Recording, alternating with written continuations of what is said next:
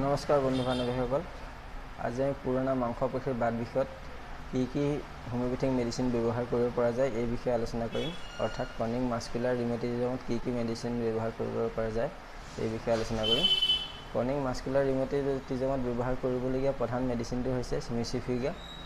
এই ঔষধ ব্যৱহাৰ কৰিবলগীয়া প্ৰধান লক্ষণ হৈছে ৰোগীৰ ডিঙিৰ মাংসপেশীৰ বিষ বা শৰীৰৰ সকলো ধৰণৰ মাংসপেশীৰ বিষ, বিশেষকৈ ভৰিৰ কলাফুলৰ মাংসপেশীৰ বিষত যদি খামোচা মৰা বিষ থাকে তেতিয়া চিমিচিফিউগা ব্যৱহাৰ কৰিব পৰা যায়।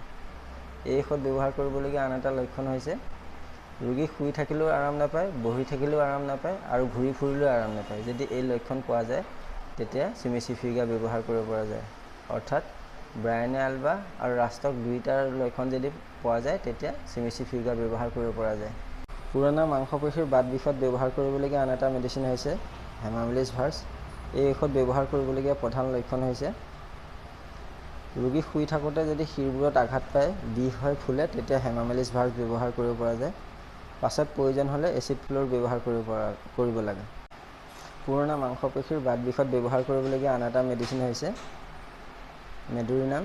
এই ঔষধ ব্যৱহাৰ কৰিবলগীয়া প্ৰধান লক্ষণ হৈছে ডিঙিত জ্বলা-পোৰা কৰা বিষ, ডিঙিৰ পিছফালে পৰিচালিত হৈ যদি মেৰুদণ্ড টানি আজুৰি ধৰে তেতিয়া মেডোৰিনাম ব্যৱহাৰ কৰিব পৰা যায়। মেডোৰিনাম ব্যৱহাৰ কৰিবলগীয়া আন এটা লক্ষণ হৈছে ডিঙিৰ পিছফালে যদি অত্যাধিক বিষ হয় তেতিয়া মেডোৰিনাম ব্যৱহাৰ কৰিব পৰা যায়। পুৰণা মাংসপেশীৰ বাত বিষত ব্যৱহাৰ কৰিবলগীয়া আন এটা মেডিচিন হৈছে জিংকামেট। মূৰ দোৱাই লিখা পঢ়া কৰিলে বা আন কাম কৰিলে, যদি মূৰ দোৱাই আন কাম কৰে, তললৈ মূৰ কৰি যদি আন কাম কৰে যদি ডিঙিৰ মাংসপেশীৰ বিষ হয় তেতিয়া জিংকামেট ব্যৱহাৰ কৰিব পৰা যায়। পুৰণা মাংসপেশীৰ বাত বিষত ব্যৱহাৰ কৰিবলগীয়া আন এটা মেডিচিন হৈছে ষ্টিকটা। ডিঙিত যদি অত্যাধিক বিষ হয়, ফুলাৰ কাৰণে যদি লৰাচৰা কৰিব নোৱাৰে আৰু ফুলা জেগাবোৰ যদি অত্যাধিক ৰঙা পৰে তেতিয়া ষ্টিকটা ব্যৱহাৰ কৰিব পৰা যায়। এইখিনিয়ে আছিলে পুৰণা মাংসপেশীৰ বাত বিষত ব্যৱহাৰ কৰিবলগীয়া হোমিওপেথিক মেডিচিন। আপোনালোকে যদি মোৰ ভিডিঅ'টো চাই ভাল পাইছে প্লিজ লাইক, কমেণ্ট আৰু শ্বেয়াৰ, ছাবস্ক্ৰাইব কৰি দিব। ভিডিঅ'টো চোৱাৰ বাবে ধন্যবাদ। নমস্কাৰ।